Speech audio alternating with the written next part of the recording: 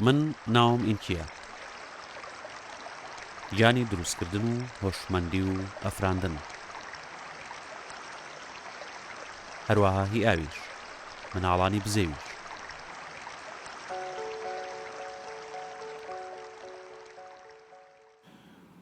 Welcome to Enki Talk, an environmental podcast in Iraq. My name is Nabil Musa, welcoming everybody, and I'm hosting Ali Al-Karkhi today here to talk about some environmental issue and the latest project we have done as a Waterkeepers Iraq, which is Tigris River Threat Assessment and Outreach Project. Welcome, Ali Al-Karkhi. I would like you to introduce yourself. Good evening, good afternoon, everyone. Thank you, Nabil. Nabuli, I'm honored to be with you in Enki Talk. It is well known mainly for environmentalists how important your name is in this field. So it's a pleasure to be talking to you during the next hour. This is Ali Al-Karkhi talking to you. The simplest environmental in Iraq. I have a bit experience about the field situation and the inputs, environmental inputs and standards on the ground in the south, central, and also northern Iraq. I'm working for Humat Dijlah Association. Humat Dijlah is an officially registered environmental organization. It's based in Iraq.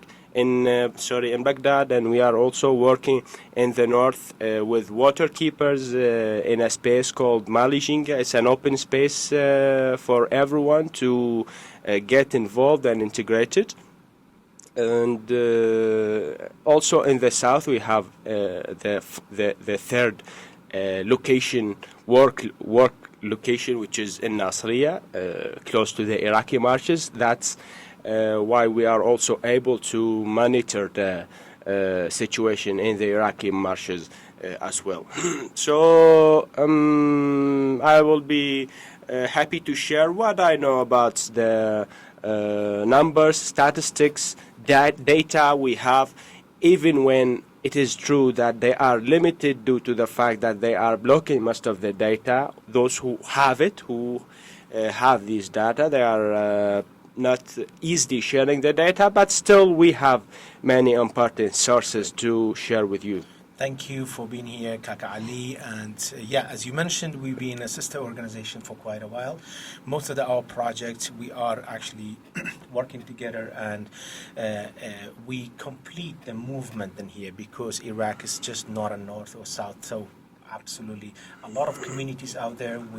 We need activists in north and south, and sharing information as an NGO in here is such an important actually movement for us. I really appreciate having you in here, and of course you've been with us last 3 years and you are witnessing a lot of changes. What is your I would like to ask you, what is your opinion about environmental issue, the state we are in right now in general in Iraq? How do you see the environmental situation in general and specifically in Kurdistan? What are you witnessing? Okay, so I would like to mention first of all that it's not even about a national commitment that we are working together, Kurdish movements and Southern Arab movements, environmental groups. It's not only about nationalism, not only about that, but environmental principles and standards knows no boundaries, regional boundaries or countries, because it is cross boundaries issues. So it's not only about the region here, but also we are cooperating, and we should continue doing that, and we should be in touch with activists and groups and those who are concerned in Iran and Turkey and all over the world. It is an international issue, and on our scale, a regional issue. That's the motive, our motive to work together mainly. I will come to the answer of your hard, complicated question about the situation in general in Iraq and in the region in here. Still, it is not much differences. we are, as I said, living in one environmental unit. It is called Mesopotamia. So what is happening in here? What is happening in southeast Turkey? What is happening in the western part of Iran, also in Syria and the southern Iraq and the wheatland areas? It's the same and affecting on each other. I don't want to go through scientific explanations that might not be interested, but I want to come to the practical reality and what is happening and how the people are suffering, how they started leaving their lands, how the farmers are losing and they have no opportunity to live, and why. So for the third year, I can say, this is the current. This is the third dry year that the region, Mesopotamia, the area I mentioned, is witnessing. That led to a massive drought crisis, less rain, less snow in the northern areas, and also less water level in the rivers have been reducing gradually until we are in a point that around more than 65%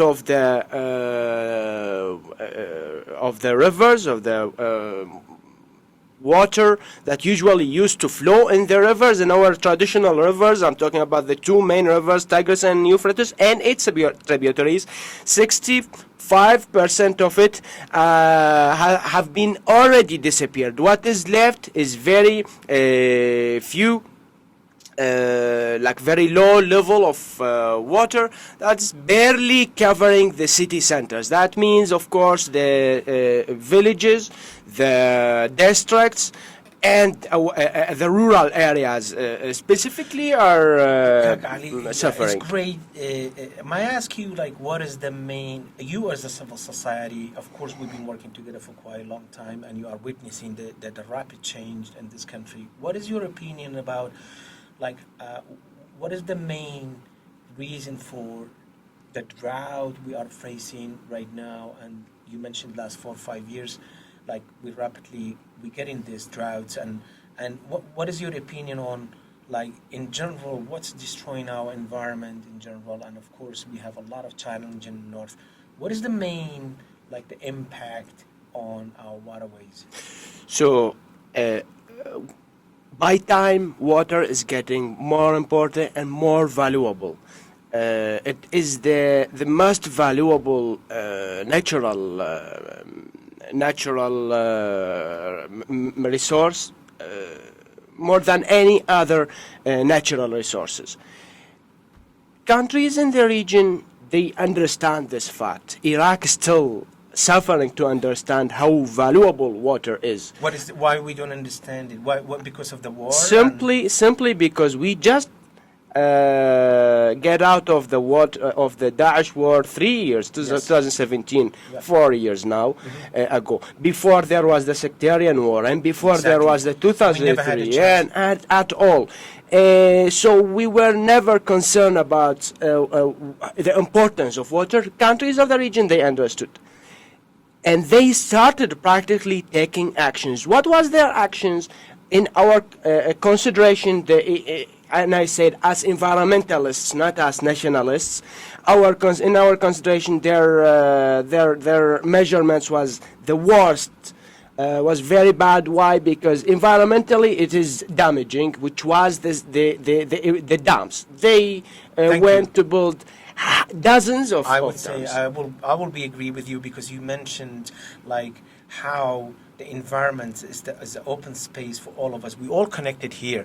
Even animals, they build dams, but not the dams we are building. It's not the same one. We building dams which is destroying our waterways and taking the free-flowing river. So animal like beaver and we have some badger, they build dams, they preparing themselves all summer and the fall for the winter. So, but that kind of dam is environmentally really friendly. They have their own territory too. But the way we build, like, borders and dams and conflicts. We even use water as a weapon against each other. And I really like the way like how all we link. You mentioned we all link together when it's come to the environment. There is no boundary for the birds. They could be in Turkey, they could be in here today, and they could be in southern Iraq tomorrow. They fly with no actually having a border or anything like that or conflicts. So what that, for example, like you mentioned, the dam is the main, which is, I agree with that. And what is do you think like threat assessment report and data collections and documenting what's actually we are witnessing as an NGO, how important that kind of project would be for the society and for the system with the people that are on power? Yeah. So I would like to talk about the threat assessment report. We have, we as an NGO and the Voice for the River, we've been doing similar, we have done similar project in the past. We did Lesazab threat assessment. What does that mean? So if you don't know what is your problems, and you would not actually be able to find a solution. So we chase the river all the way from where the river enter our territory all the way down to southern Iraq to identify all the threats.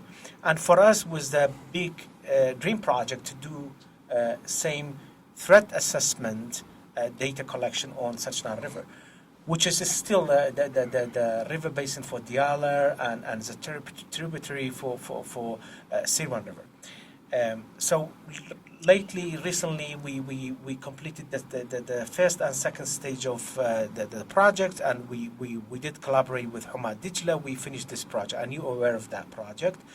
How important this kind of project would be for the both region, like in Kurdistan and southern Iraq?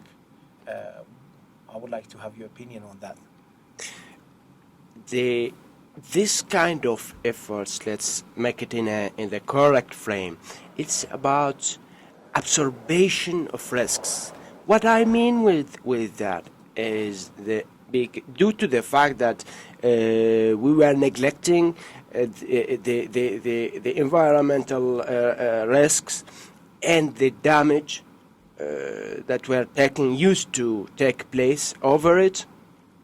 We reached to a point that we don't understand the impact of it on our health, on our economic, on our livelihood, and it's a chain that led to less studies, less data sharing. The authorities are not telling us what is happening, and again we started to be less.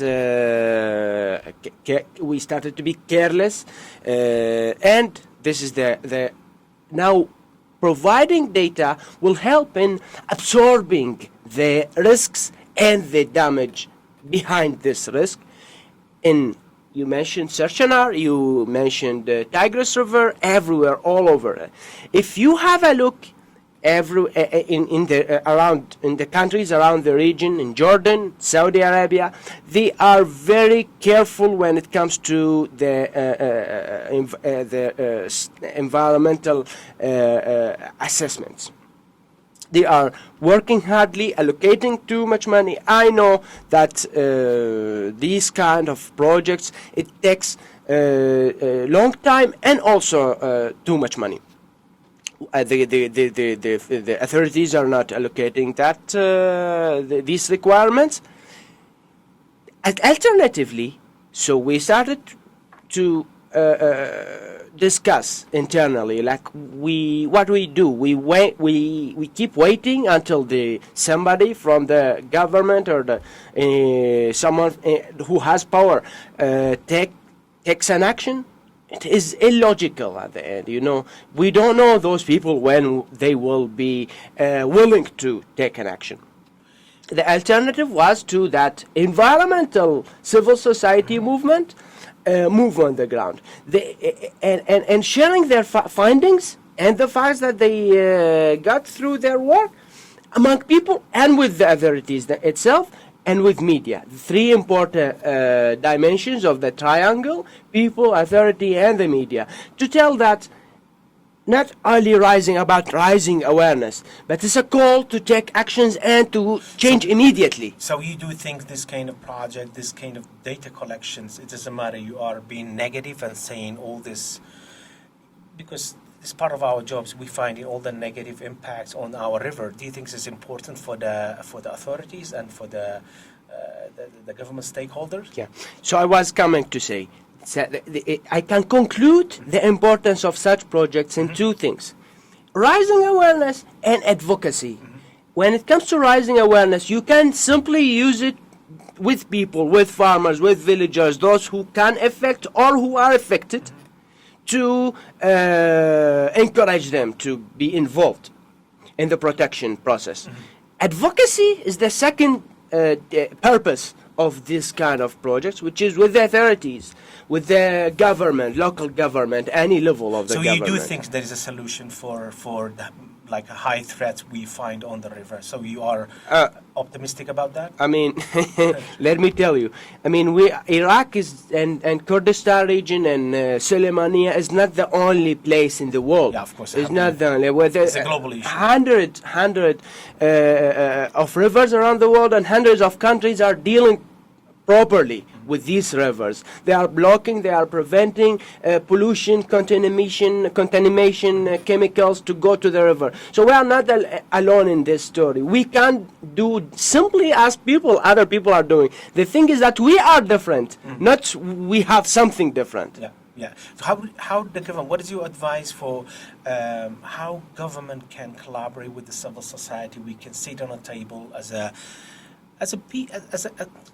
like a people, we should care, we should panic, and we should not panic just individually, just we are an NGO, some other group, so this is the boat, we are all in it.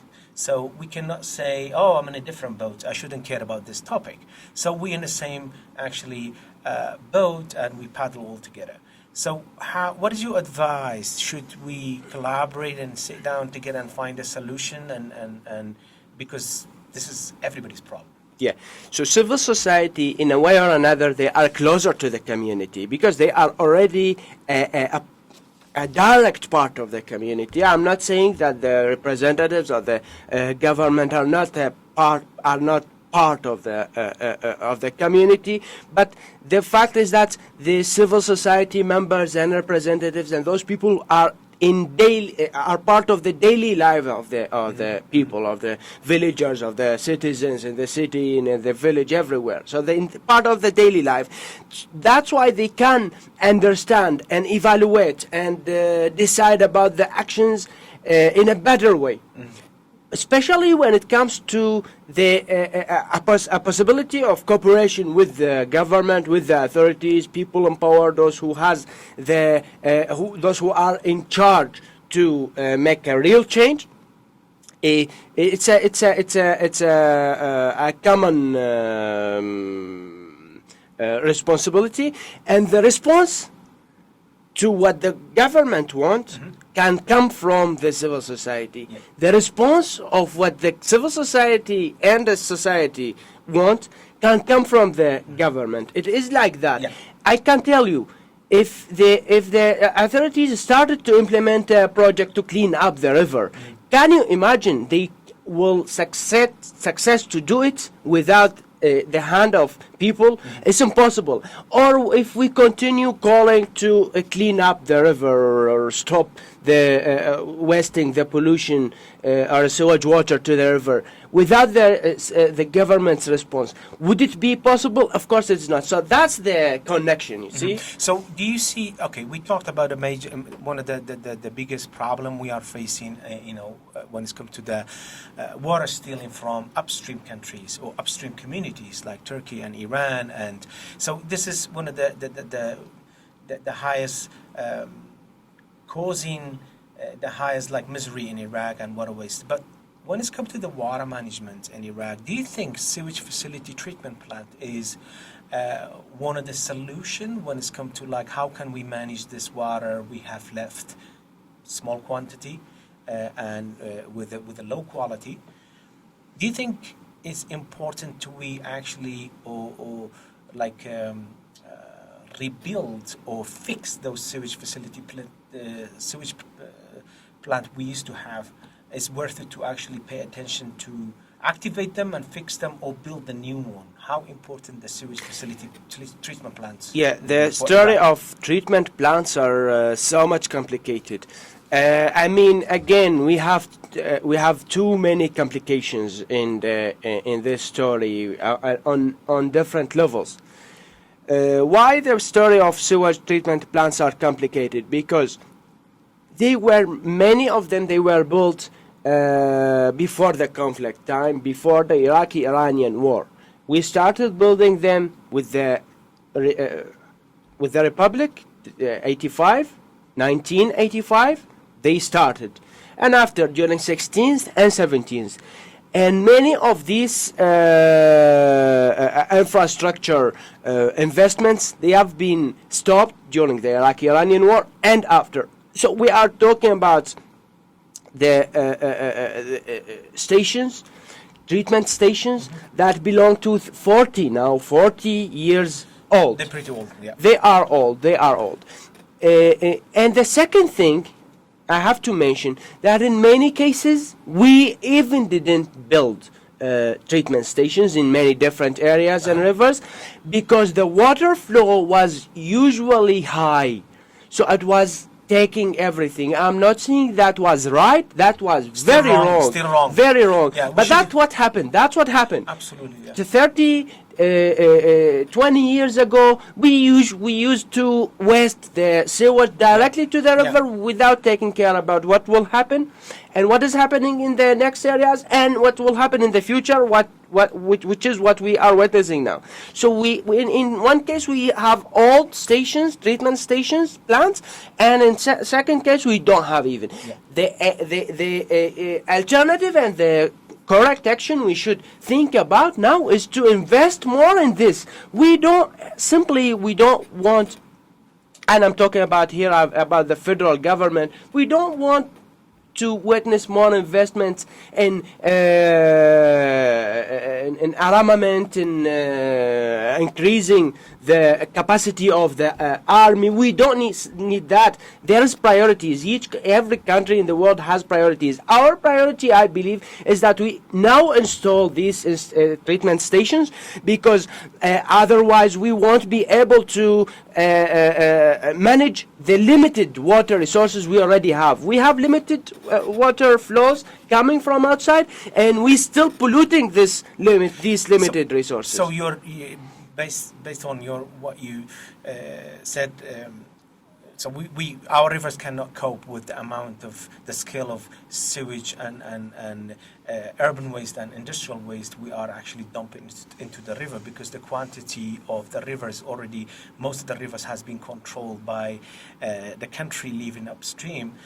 So as you mentioned, this is important action, important recommendation from you as a civil society, but let's go down to when it's come to the water management in here, how poor that like organizing our waterways and from like the stakeholder, the government, the people's own power, and plus what is your opinion about how can we introduce our agriculture, the way of we actually grow things, and how much you believe in to take action on using the modern technologies for watering our irrigation systems and agriculture.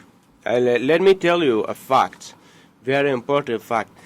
Because we are talking about water quality and the sewage water that we are wasting to the river, and I will come later to the second part of the discussion. But it's very important because can you imagine in many districts in areas down in the south, I mean in the southern areas of Iraq, Nasriya, we are talking about Misan, Basra, Diwania, and even Kut.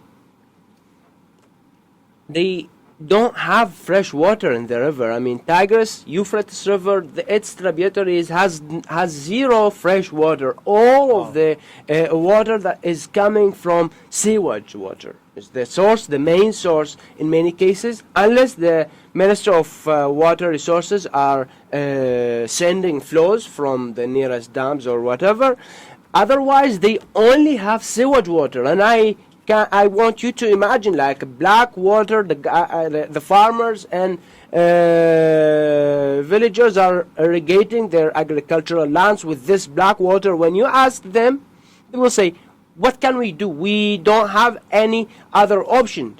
The alternative is to leave the lands, or we keep watering it with this polluted water." They know, and I know, and you know, and the audiences, that in a few years, 2-3 years, this polluted water will damage the lands due to the chemicals and poisons and the salination. Mainly the salination will damage these lands, and it will be impossible to invest it anymore. Sorry, can you tell us what's Salination.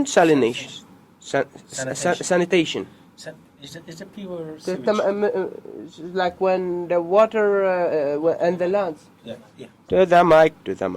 Yeah. Yeah, so sanitation is when the land gets more salty, and salty land is impossible to be cultivated. You cannot plant it, use it for. So we basically, technically, we turning our soil to sand, but that's salty sands, and there will be less organic matter, and would be less possible to actually grow vegetables, and nothing will be there as a living creature. And do you think? Yeah. Do you want to say anything more about that? Yeah. Please, go ahead. So that was part of the witnesses I told you about. People in here, thankfully we have better water quality. Is polluted, is bad, the water quality is bad, but better than the people in the downstream. Downstream is really suffering, but the problem is that we designed the irrigation system. We designed it to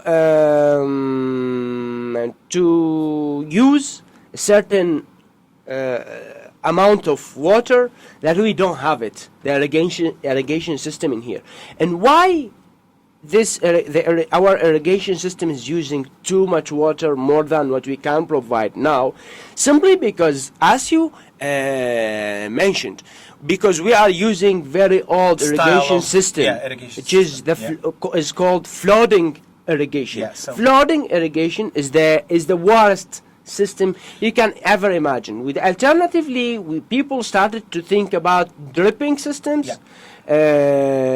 which is efficient, using less water, and can also be in harmony with our current challenges, water challenges and crisis. I agree with you, and it's important because right now it's not up to us. It's the global movement. A lot of countries, they do, even like you can see that Israel using the best technology for the agriculture farming and spreading to Jordan and Palestine and other countries, because it's time to take action. But if you could tell me what do you think about the importance of like raising awareness and like making this, like as you mentioned, like how we can do first of all raise awareness in the region, and after we can do advocacy and standing up for the vulnerable, our beautiful lifeblood, which is the water. Without it, we cannot be here. Yeah. So.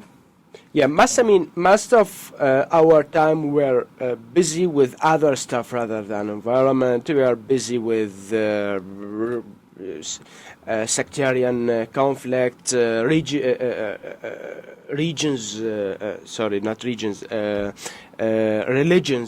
conflict, or sects or atheists. Most of our time, that was our main conversation and the things that were occupying our minds. I believe that now it should be different. because the main challenge we are facing is not the Sunni people, other Sunni people or other Shia people or other Kurd people. They don't represent any threat to me as a citizen. What represents a real threat to me is the pollution, is the water crisis, is the climate change, is the global warming. I can't be losing my life, losing my job.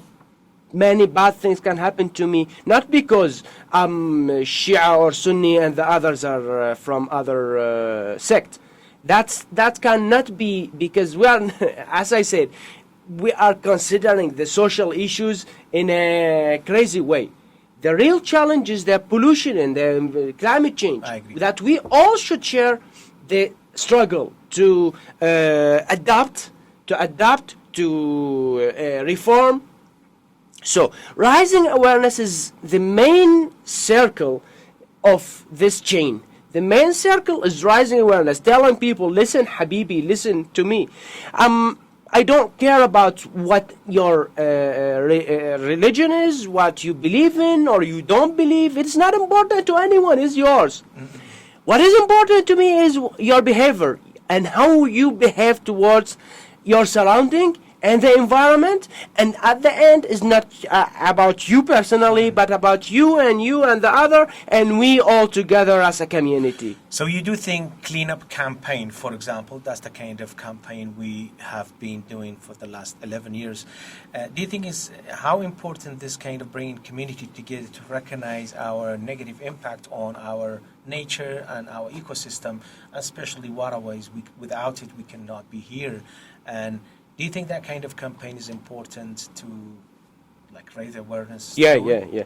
So I always believe and tell the guys, our friends in Humat Dijlah or the others. I'm telling them, listen, you shouldn't think about cleaning up campaigns as an actions that will clean up practically the environment. It's never gonna. Yeah. It is not like that, but it will help. To recognize your people, the volunteers, and the community around to understand, to learn, and to take practical actions. Exactly. So after that, we can take a recommendation, an action plan to work all together to find a bigger solution. Of course, I totally agree with you, because so many times I have done cleanup campaign with you and with many other organizations and small groups. After 2 weeks, you go back to the same place, and it can be even worse. I agree with that. But absolutely, we cannot sit down and just watch. But how important for you doing the scientific researches and being a witness of the rapid change and losing species, and we will have endangered species, and when it's come to water creatures and biodiversity. Do you think scientific researches and case studies is important? Yeah. So let's put it in the correct framing here. Civil society are struggling for many different social issues. You're talking about women's rights. You're talking about human rights, for example. Our struggle and what we are working for, the environmental rights or the environmental reform, is part of the activism and struggle of civil society. But it is very different to many other issues. Why? Because when you are talking about women's rights, you don't need to find scientific findings. It's clear. Domestic violence or right to equality, equal job opportunities, equal study opportunities. It's clear. It doesn't at all need any scientific findings. Our field, because it has different opinions, there's different. For example, people will tell you dams is good. Others will tell you dams is bad. Others will tell you regulators instead of dams. Others will tell you we should replace all dams with natural lakes or natural storage. There's different. This is very simple example. There are different opinions about environmental management and water issues specifically. That's why you need to study and scientifically research to to the answer that suits your case, Okay. suits your situation, and the elements around your Gotcha. case. And water management, these things. Without a scientific answer, you won't be able to face the community with your plan, with what you want to do. You want to face them about human rights, you have the right to elect. You will be able easily to answer. It is your right. If you are a man or woman, you have the right to elect, to participate in the elections. But if you don't have scientific data and answers, mainly scientific answers based on research and work, you won't be able to answer them what you want to do, what is your next plan. So it is important, and thank you. We did 16 trips and how I'm talking about that was. Yeah. So regarding like the project we are in the final stage right now, Tigris River threat assessment. Every year we used to have, like until even last year, we are witnessing the fish kill, and how we can actually prove this fish kill is happening because of human impact, because of the river cannot cope with the amount of sewage we are dumping and amount of heavy metals and foreign objects to the river. River cannot cope with it. That's why we have a fish kill. You can prove this through scientific research, just taking the water, the little bit of the water and take it to the labs, and we can prove it scientifically. There is too much eutrophication and algae on the river. So it is important. But what is your... You know why we did this project, Tigris River Threat Assessment. We chased the river all the way down to more than 75 kilometers, all the way down to Sirwan River, where the reservoir, our Darbani Khan Reservoir, actually start. And the people, they use that reservoir for drinking and agriculture and for livelihood. We found more than 250 threats, major threats on the river. Never mind, I mean, forget about the small threats, and we little bit be careful with that. What is your opinion on this kind of project? Do you think it's important? We can talk about the solution and solving the problem in the next stage, and how important this kind of case studies would be for the central government. And sometimes I feel I describe my work as I just go around as a keeper, as a voice for the river, to be witness of what we have lost in the past and what we are losing right now and what we're going to lose in the future. So if you could little bit talk about the importance of this kind of project we are doing right now. We are always embarrassed when we have been asked through journalists or Exactly. researcher about tell us what is the findings, what is the situation. Your answer should be always supported with statistics, supported with research, findings on the ground, from the ground.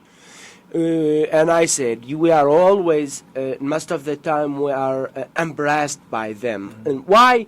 Because I said, the authorities are not sharing the scientific statistics and the data they have in their hand.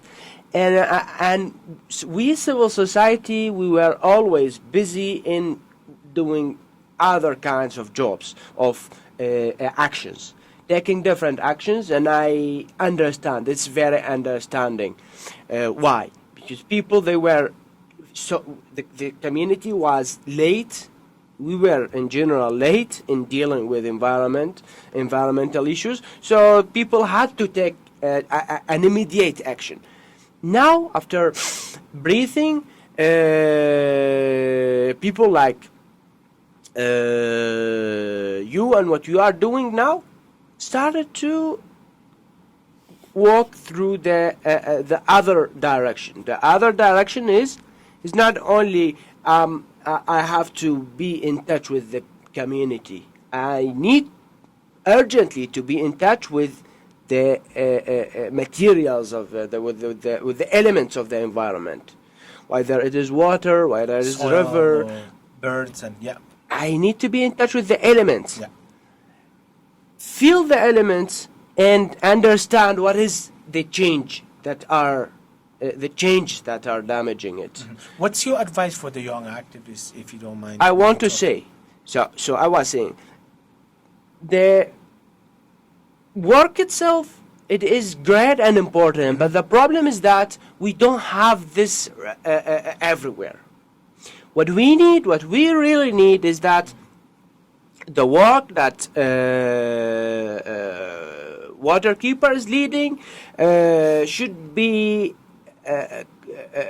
distributed. Yeah, spread the movement and go to other The same, cities. because the scale, the geographic scale that have been covered by this work, it is big, but comparing to the area of the river,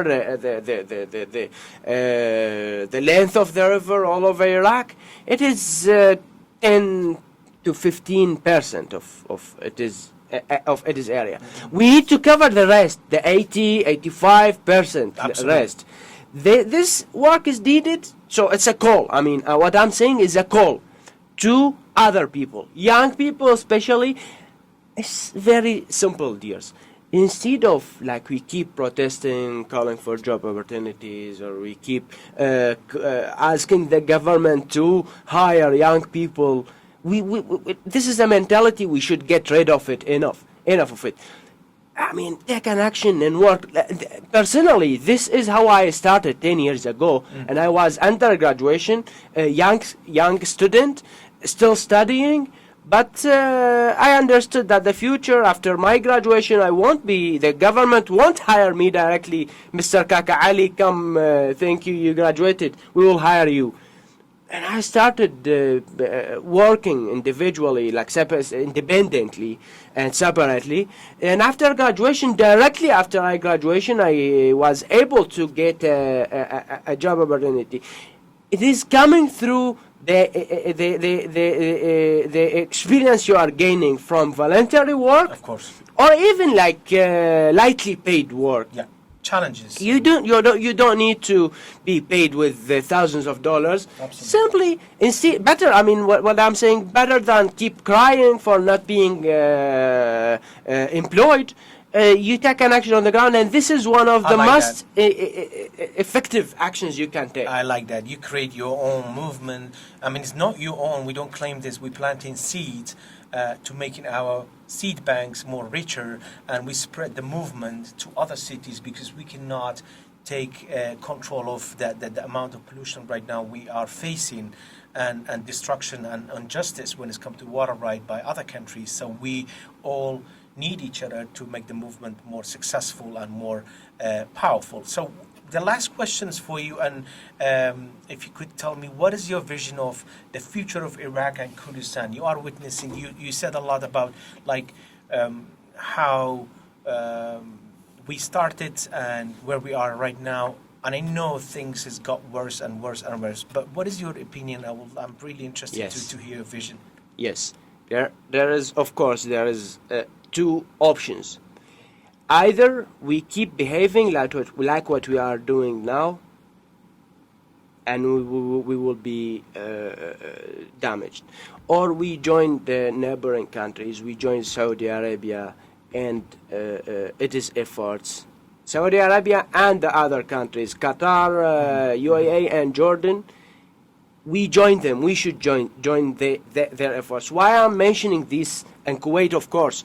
Why I'm mentioning these examples, and what is our case In right which now. way to join them, if you could explain. Yeah, okay. So everyone knows, or I'm not considering that everyone knows about SDGs, the Sustainable Development Goals of the United Nations. But there is 17 goals too. Most of them are dealing with environment or to reform life in general. Poverty, economics, and environment. Most of them are dealing with environment. The countries of the region are hardly following certain standards to implement the sustainable development goals. on the long term and even the short term. They all have 2030 plan, and they all have 2050 plan, and they know what they will do in 10 years and 20 years and 30 years. It's like that. Iraq, we are lost. We don't have that. What we are doing, whenever one of these countries, and so, for example, specifically Saudi Arabia, when they are suggesting to help, when they are suggesting to, because they understand that the environmental damage in Iraq will affect on them and will be an obstacle in their way to adapt with climate change. They understand that. That's why they are suggesting to help. But yeah. Due to the Iranian influence in here, due to the political parties who are loyal to Iran, they hate is disgusting. They hate Saudi Arabia, and they are working hardly to stop. For example, there is a big project right now to plant billion tree in Iraq, funded by Saudi Arabia. They stopped it. Simply, they stopped it, and they rejected to implement that project. It's great what you mentioned. Do you think? Yeah, of course. We wouldn't have a very bright future if we don't stop all the wars and conflicts in here. That's what the way I understand and I understood what you mentioned. And I grew up in the war. I was born in the war, and I'm still dealing with a lot of conflicts, witnessing all the the tribal conflicts and between the community to other communities. And so let's come up with some, like, we need to right now, if I'm correct me if I'm wrong, we need to stop all the war. It doesn't matter, small conflicts, big conflicts, all the war, all the nasty complicated situation created by neighbor countries. We need to stop all this war and Iraqi people to realize what we have lost and what we have left to save. And you don't think it's still too late? Or otherwise, I won't be working right Thank now you. if it is late. I mean, I won't be active. Exactly. So Exactly. I So believe still- that there is still, you know why, the problems that we are facing is very basic comparing to the more complicated issues that the world are standing to. States, China, they are facing really complicated environmental issues because their economy, their community, everything is built based on like the adaptation needs a massive change. In Iraq, when you are talking about treatment plants, or you are talking about stop wasting pollutions to the river or better water management, this is the basics. That's why I'm saying there is still hope, and we can do a lot due to the fact that our challenges, our problems is the simplest. Not considering its impact, but simplest considering the efforts need to change. Great. Thank you, Ali. Thank you. So if you have anything, the latest things, if you want to mention about if we lost anything, please, tell me. I would like to start with something with something I started with, which is the Mali Jinga, because the Mali Jinga is an open space to everyone to contribute and to join. So it's a call. Unless we are all come together, we work together, it's not enough Humat Dijlah and Waterkeepers working together. And no matter how powerful they were, they won't be able to create the massive change that we are aiming to, and we have been talking about in this episode. People, even if they are individuals, young girl, young boy, newly graduated, undergraduation, old man, lady, working anywhere, I mean, it doesn't matter. In this struggle, everyone has to come together, and kids also playing the main role. So the space we are running is an open space. We don't block people and ban anyone. They are all welcome to join us. Please, you can find all the details on Humat Dijlah and the Waterkeepers website and pages on social media. contact us, and I believe that the guys, our friends, will be more than welcoming to you to be part of this movement. Thank you so much, Ali. Thank you for the invitation and open call for everyone. This is we are begging everybody, and we are actually welcoming everyone to this movement, and this could be the action plan for the future, why we did the threat assessment. And it's scary, we should all panic together, but we will do something about it. Thank you so much, and thank you for the listeners to the Enki Talk environmental podcast in Iraq. Again, thank you, Ali Karkhi from Humat Dijlah. Thank you for having you here. Napoli, thank you very much. You're more than welcome, Kaka Ali.